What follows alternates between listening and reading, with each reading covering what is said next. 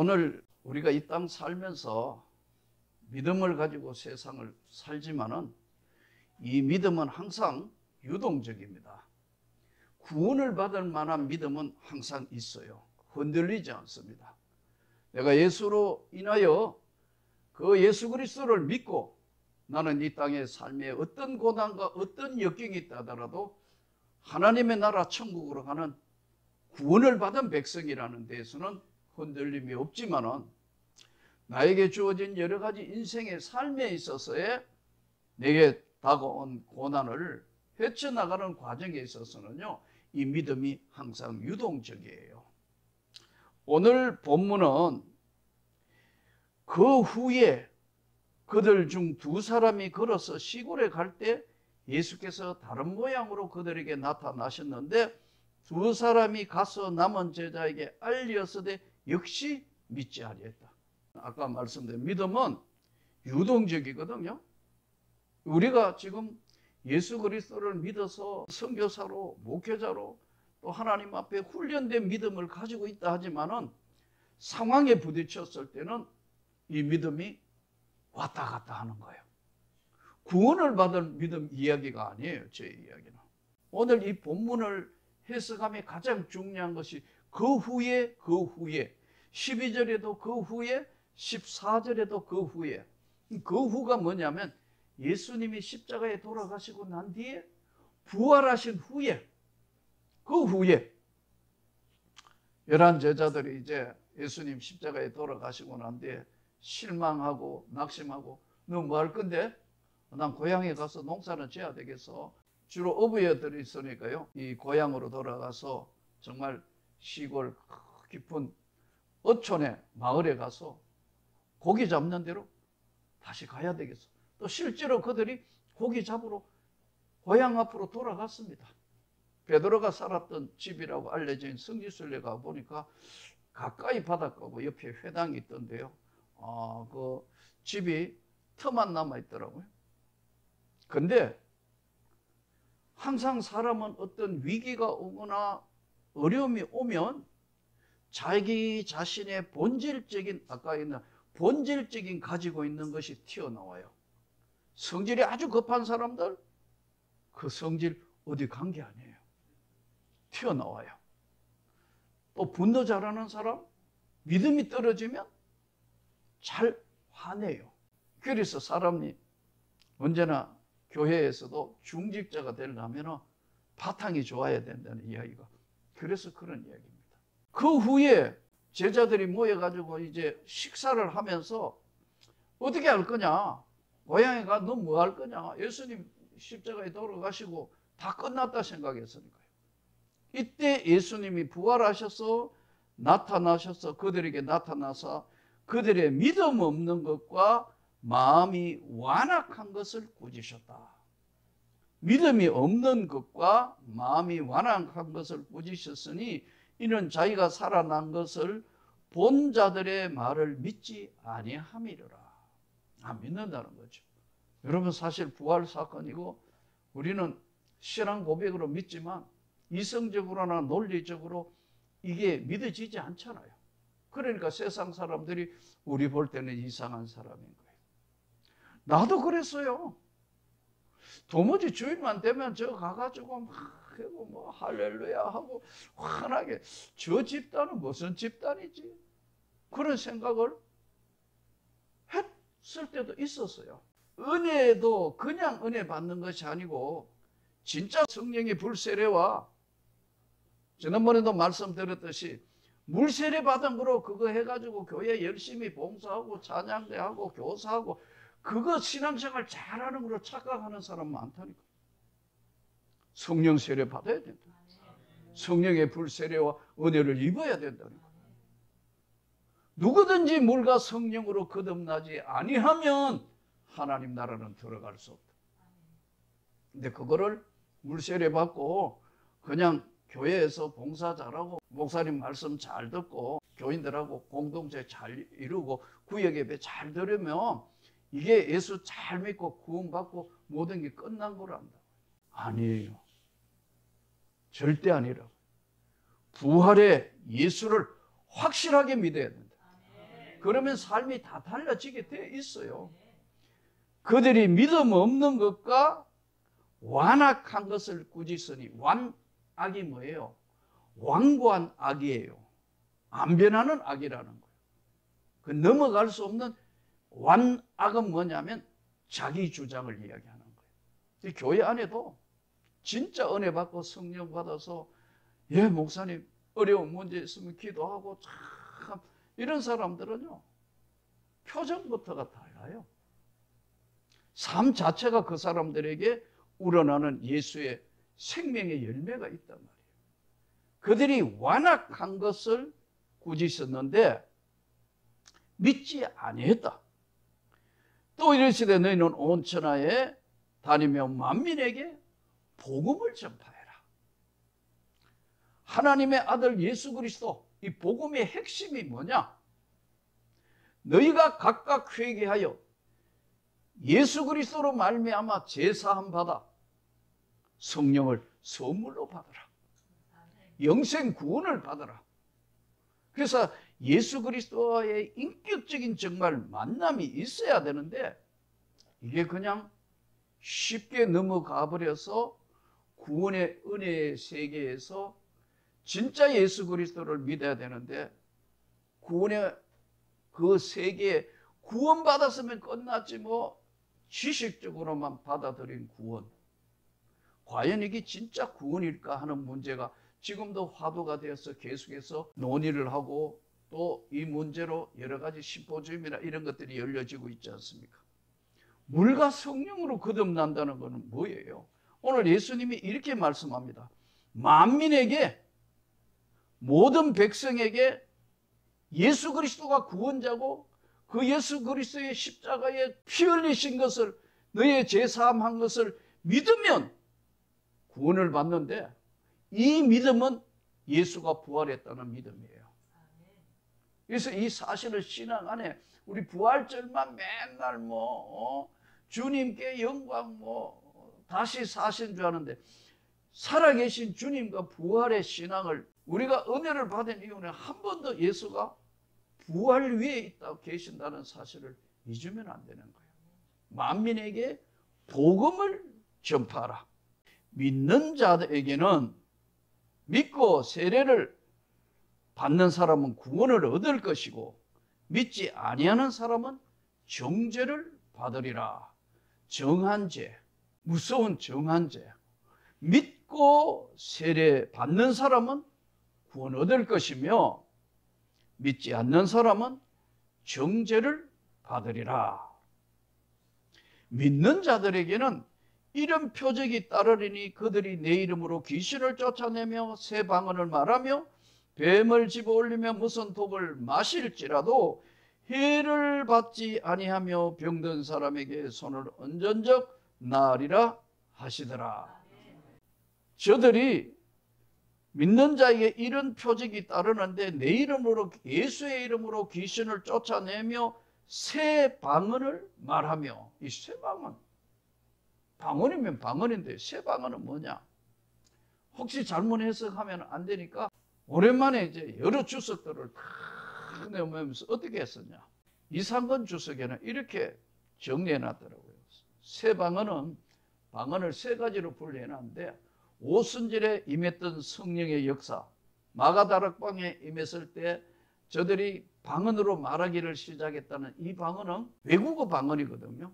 15개국의 언어로 각 나라 사람에게 들려질 때 나타나는 방언이다.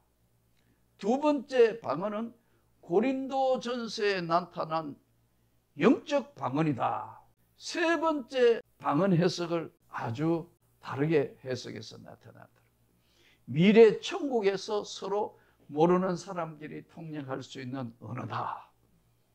천국 방언이라는 거죠. 아주 쉽게 하면 세 방언을, 오순절 방언, 고린도에 나타난 영적 방언, 그리고 천국에서 통화할 수 있는, 통용하는 천국 방언, 이렇게 정리해놨더라고요. 문제는 복음을 전파하라. 만민에게 복음을 전파하고 믿고 세례받는 사람에게 구원을 얻고 이런 표적이 따른다 그랬어요. 앞에 예수님 뭐라고 하셨죠? 믿음이 없는 것과 완악한 것을 꾸짖으셨어요. 그리고 믿는 자에게 이런 표적이 나타난다. 이제 말씀을 하셨어요. 믿는 자에게 이런 표적이 나타나는데 뱀을 집으며 뱀을 집어 올렸다. 여러분 뱀 잡아봤어요? 뱀만 보면 다 도망가더라고. 내가 학교 교사할 때 이 애가 진짜 생긴 것도 고구마처럼 생겼어. 못생겼어. 이놈이 진짜 못생겨. 공부도 얼마나 못해. 내가 중학교 1학년 담임을 했는데 이놈이 너무 공부를 못하는 데다가 재능이 하나도 없어요. 공부도 꼴등이고. 그래서 애들한테 항상 왕따를 당해요. 나는 얘를 이제 보호하는데 얘가 자기 옆에 괴롭혔다고 나한테 이제 선생님한테 중학생이 편지를 썼는데 선생님 전상서. 그런데 서사히 저사서예요. 그게 받침이 떨어져가 선생님이 아니고 서사히 저사서. 나는 얘 거 읽어보면 통역이 필요한 거예요. 날마다 나를 괴롭혀가지고 못 살겠고 학교를 그만둬야 되느냐 안 돼야 되느냐 그런 내용인데 글자도 삐뚤삐뚤한 데다가 아이고 그 내용을 들어보니 그런 거예요. 잘하는 게 하나도 없어요. 근데 소풍을 갔어요. 학교를 나온다 안 한다 하다 소풍을 갔는데 얘놈이 진짜 잘하는 게 있어요. 뱀을 잘 잡는다. 탁 잡아가지고 그때 뭐 칠성사이다 이런 거 병에다가 어떻게 집어넣고 또 뭐 큰 병에 또 집어넣고 뭘 잡아가 똘똘 몇 마리 잡았는지 모르겠어요. 다른 애들은 다 도망가는 거예요. 근데 특히 여학생들은 도망가는 거예요. 그래서 내가 불렀어. 너는 이 다음에 대한민국 최고의 땅꾼이 돼. 너 공부도 하나도 못하고 보여. 아무 관심이 없어. 너 땅꾼 되면 되겠다. 근데 문제는 독사도 있단 말이에요. 예? 독사도 있어요. 가을이 제일 이제 독이 오를 때고 이제 봄에 이제 소풍 갈 때니까 이제 풀리면 잡잖아요. 독사에게 물리면 어떻게 돼요? 무슨 독을 마실지라도 뱀을 집어 올리면 무슨 독을 마실지라도 해를 받지 아니하며 예? 해를 받지 아니하며 무슨 독을 마셔도 괜찮은 거예요? 청산가리 마셔도 괜찮은 거예요? 예? 이거 독극물 먹으면 돼요? 아니 돼요 안 돼요? 죽어요. 무슨 독을 마실지라도 해를 받지 아니한다. 이게 무슨 말이죠? 병든 사람에게 손을 얹어적 나으리라. 자, 여러분, 우리가 분명히 알아야 될 것은 성령 세례 은혜 하나님의 세계에 이제 정말 은혜를 받고 구원의 확신과 하나님을 부활의 산소망인 예수 그리스도를 확실하게 구주로 영접하면요. 제가 이번에 꿈을 주는 목회자 세미나 때도 성령 세례 받으면 진짜 성령 세례 받으면 나타나는 거 첫 번째가 뭐냐면 영분별이에요. 영의 세계에 이게 이단이구나. 이게 잘못됐구나. 이게 진짜 하나님의 말씀이 아니고 그냥 뭐 아닌데 이거를 말하지 않아도 분별할 수 있는 게 영을 분별하는 게 성령이 거부해요. 그래서 제가 늘 이 길을 걸어오면서 진짜 예수 믿는 사람이 돼야 되는데 이 껍데기 이거는 안 되는데 성경에 보세요. 나더러 주여 주여 하는 자마다 다 천국 간다는 거 아니다고 말씀하잖아요. 제가 오늘 이런 말씀하면 어떤지 몰라도요. 목회자들이 대부분 은혜 받고 다 좋아요. 그러나 다는 아니에요. 엉터리 있어요. 사기꾼들이 있다고요. 목사님들은 끄떡끄떡 하잖아요. 대부분. 왜냐하면 이걸 하도 많이 봤기 때문에. 선교사? 대부분 다 좋아요. 95% 진짜 하나님의 나라를 위해 섬겨요. 예? 일부요? 아니에요. 비워놓고 예? 모금이라 하려 하고요. 관심 없어요.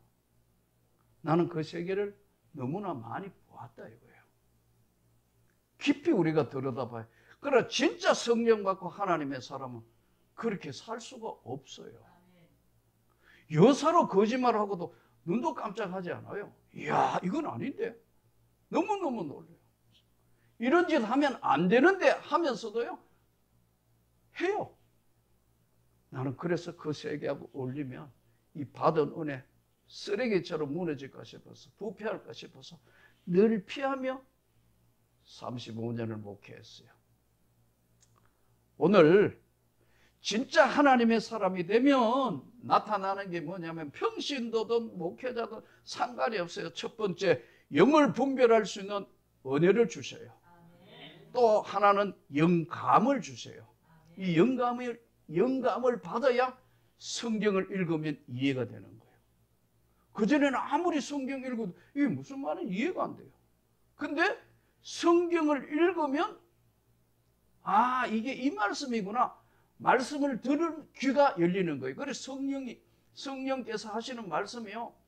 예? 요한계시록에 성령이 교회들에게 하는 말씀을 들을지어다. 성령이 하는 말씀을 들을 때는 이게 영감이 생겼을 때 설교 하나님 말씀 들으면서 은혜를 받는 거예요.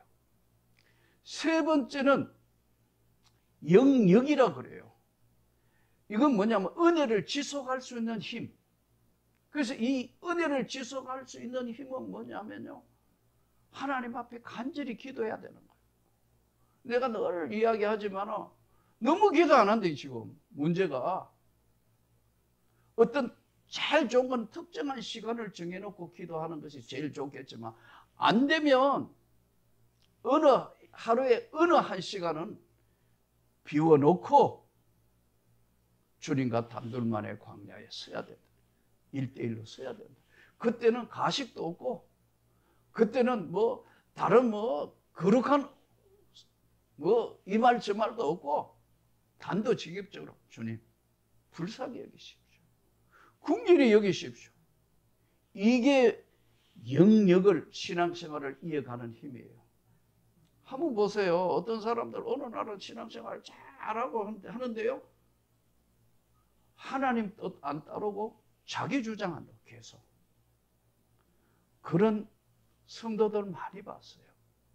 자기 마음에 안 들 때는 완전히 뒤집어져서 딴 거 한다고요. 이는 왜냐하면 진짜 하나님의 성령과 은혜를 인격적으로 주님을 만난 경험이 없는 거예요.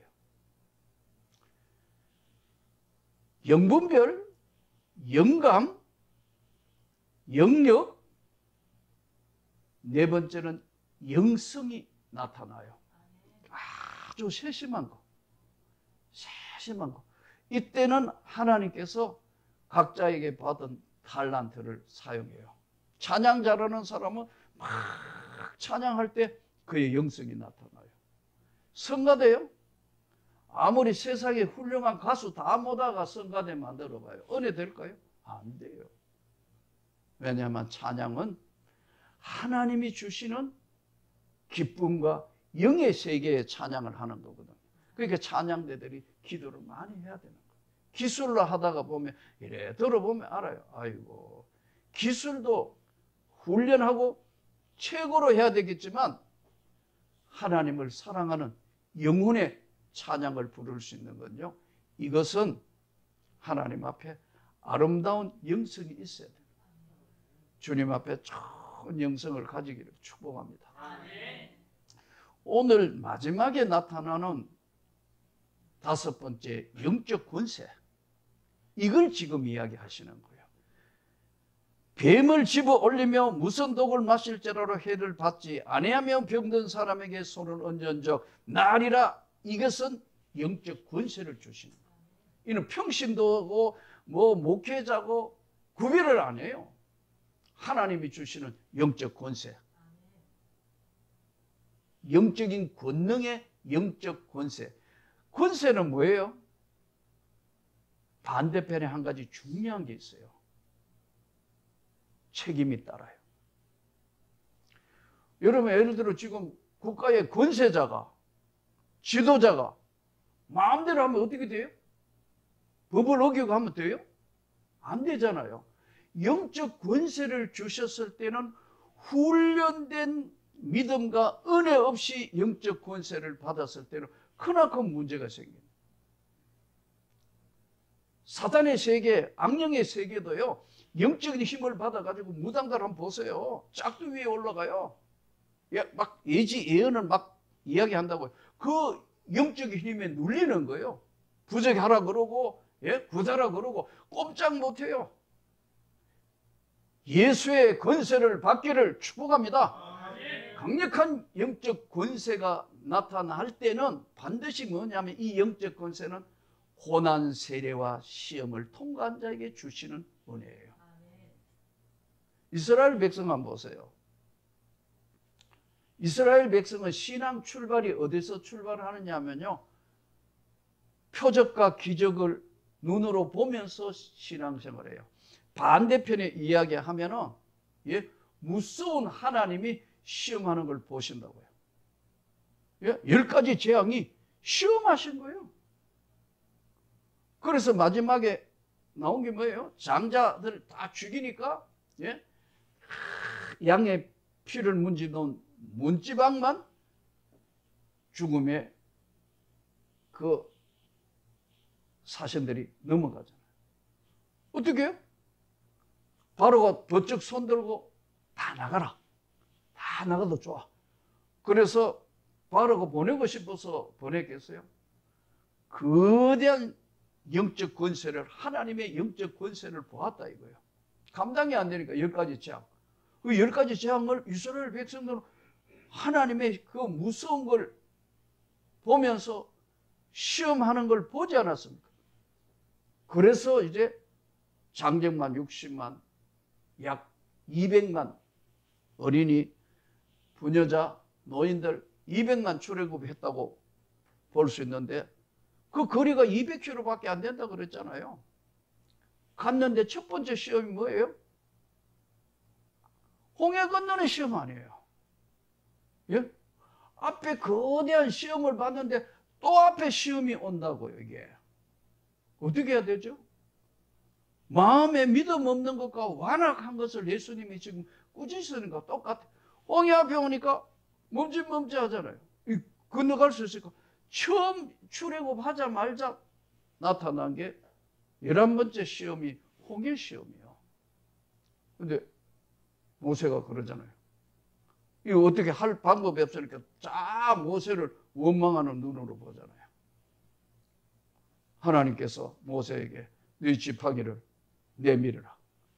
바다가 갈라지는 어마어마한 세계의 시험을 통과해가 건너갔다. 12번째 시험이 뭐예요? 마라에 시험한다. 물이 없어요. 물이 없어. 마실 물이 없어. 그러니까 막 또 해가지고 또 원망하고 또 그래요. 그러니까 나무가지를 집어 던지니까 나무가지가 십자가로 해석하잖아요. 나무가지 집어 던지니까 예수 앞에 나와서 다 회개하니까 다시 단물이 되었더라. 13번째 또 가다가 70종려 나무 지내고 신광야에 가가 또 시험하잖아요. 조금 이제 갈만하겠다 생각하니까 뭐예요? 먹는 것과 시험한다. 아이고 애굽에 있었을 때는 좋았는데 고기도 먹고 파도 먹고 부추도 먹고 먹을 거 많은데 여기는 맨날 만나만 먹네요. 만나와 메추라기 실컷 먹도록 하나님이 그렇게 하시는데 그 긴 과정이 나중에 가데스 바네아에 가가 이제 정탐꾼 보내는 12명 정탐꾼 때문에 마지막 시험에는 자빠져 40년 광야에 머물게 되는 거예요. 영적 권세에는 책임이 따른다. 영적 권세는 누구에게나 주시는 것이 아니고 하나님 앞에 정말 제대로 된 믿음을 지키는 자에게 하나님 필요할 때 예수의 이름으로 권세가 나타나. 손을 얹은 적 나음을 얻을 것이고 뱀을 집어 올릴 수도 있을 것이고 무슨 독을 마신대. 이게 독인 줄 알고 마시면 어떻게 돼요? 하나님 시험하는 거예요. 모르고 먹었을 때, 이거 이렇게 됐을 때 이거 어떻게 되느냐? 하나님이 치유의 시작을 하시는 거예요. 치유는요, 보통 보면 자연 치유하는 게 있어요. 자연 치유. 동물도 똑같아요. 폐닭. 닭, 이거, 폐닭 양계장에서 이제 계란을 계속 놓다가 알을 못 넣을 때쯤 되고, 먹기만 많이 먹고 알 생산 제대로 안 된다. 한 45일 뭐 이렇게 보더라고요. 이쪽 저쪽으로. 안 되면 그 다음 그거는요. 팔아요. 튀김닭으로. 아니면 이제 다 하는데 그거는 얼마냐 합니까? 닭 한 마리 얼마 비싸요? 폐닭, 닭을 알을 잘 못 낳는 그거는 먹이만 주니까 밖으로 내보는데 그거 450원에 한다더라고요. 요즘 얼마 올랐는지 모르겠어요. 그 폐닭 이거 다 주고 가는 거 이거 해가지고요. 그거 사가 산에 완전히 다 풀어놓고 자연으로 놔봤더니요. 발톱도 빠지고 부리도 빠졌다가 새로 생기고 날개도 다 껍질이 벗겨지더니 새로운 것으로 변하는 거. 날지도 못하던 닭장 안에 갇혀있던 것들이 나무에 막 날라다닙니다. 이게 자연치유예요. 인간도 자연 상태로 두면 되는데 현대 삶이 계속 스트레스 많아서 병이요. 정신적인 병, 우울증, 조울증, 공황장애 온갖 거 다 오는 거거든요. 예전에는 우리 선조 때는요. 우울증이나 공황장애 잘 없다 그래요. 트라우마.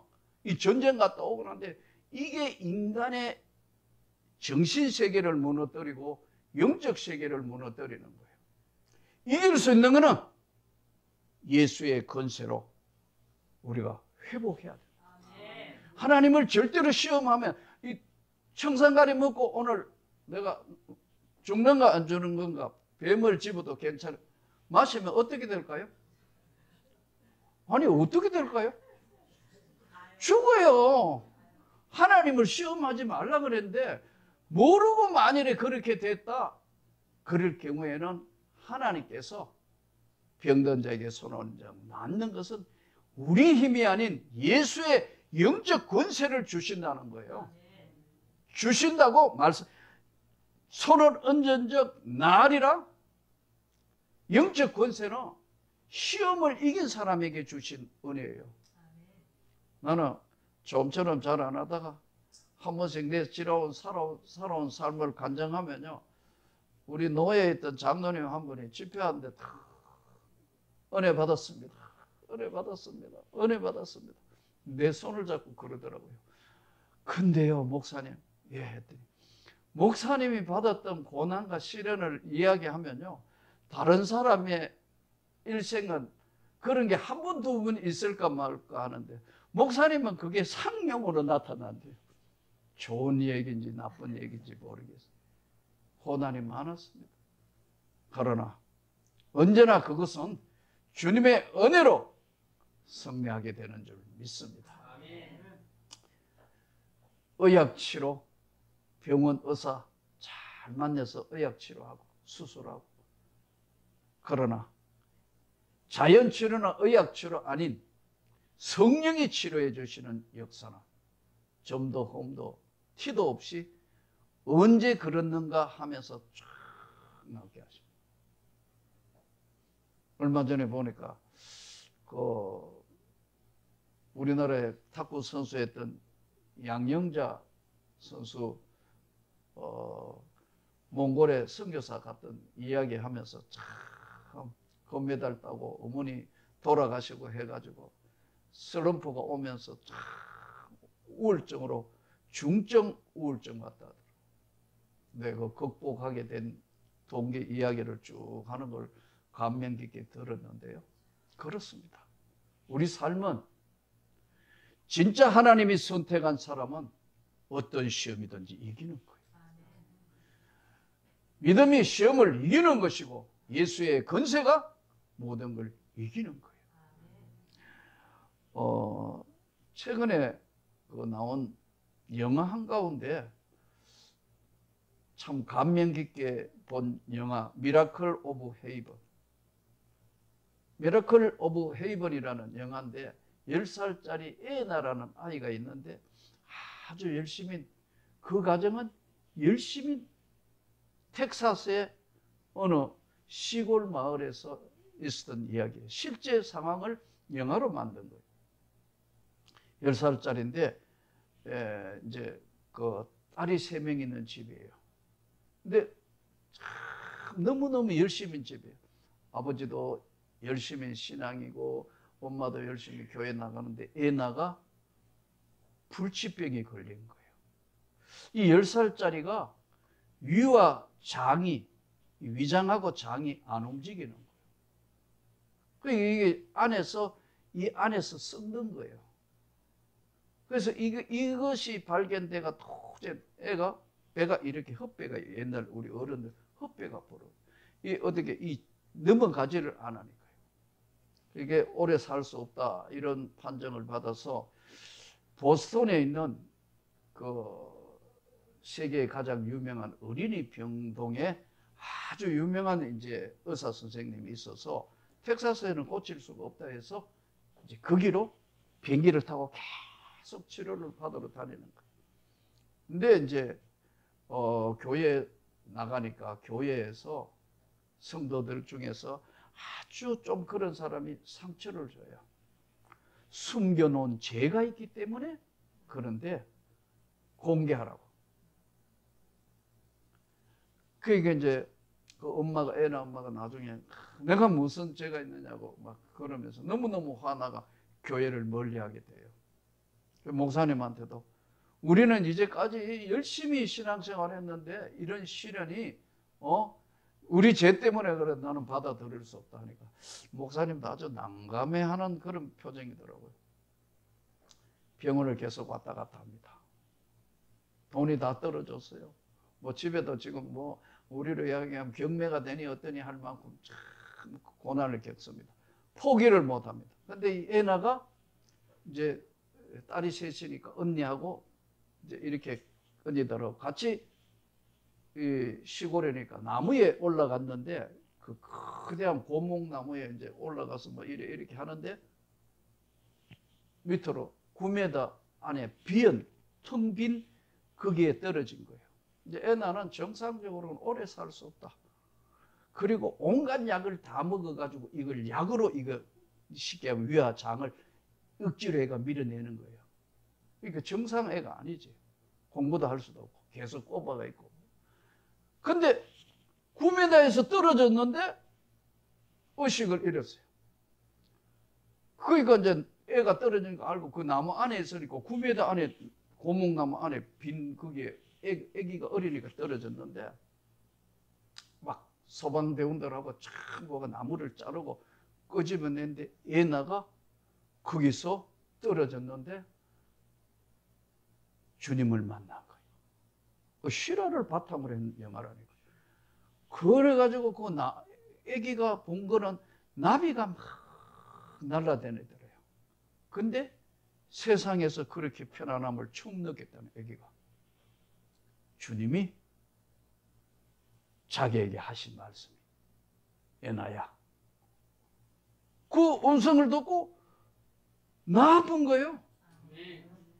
그 나빴는데 안 믿는 거예요, 사람들이요. 원래 별거 아닌데 그렇게 나은 거다고 뭐 하여튼 인터뷰 하는 것도 쫙 나오는데요. 그 에나하고 같이 어린이 병원에 있던 어린애 암으로 있었던 아이는 죽었는데 그 아버지가 와서 에나가 불치병인데 우리 애하고 같이 한 병동에 있었는데 내가 정인이다. 여러분, 어려운 세상이에요. 우리가 지금은 정말 예수를 바로 믿고 성경대로 살아야 하고 오늘 하나님이 주신 말씀에 이 영적 권세, 너희가 뱀을 집어들고 뭐 또 이런 표적이 따르고 무슨 능력, 귀신을 쫓아내고 새 방언을 말하고 병든 사람에게 손을 얹어 나으리라는 이 영적 권세는 우리의 은혜로 있는 것이 아니고 하나님이 주시는 특별한 은혜예요. 세상 끝날까지 저와 여러분을 주님이 지켜주신다는 이 약속은 변함이 없습니다. 어떤 어려움이나 고난이 있다 하더라도 주님께 영광을 돌리는 인간의 한계를 뛰어넘는 하나님의 역사, 우리는 구원을 믿습니다. 우리는 예수의 부활을 믿습니다. 부활하신 예수님이 주신 권세도 믿습니다. 주여 우리와 함께 하소서 하면서 이겨나가는 또 한 주간이 되시기를 주의 이름으로 축복합니다.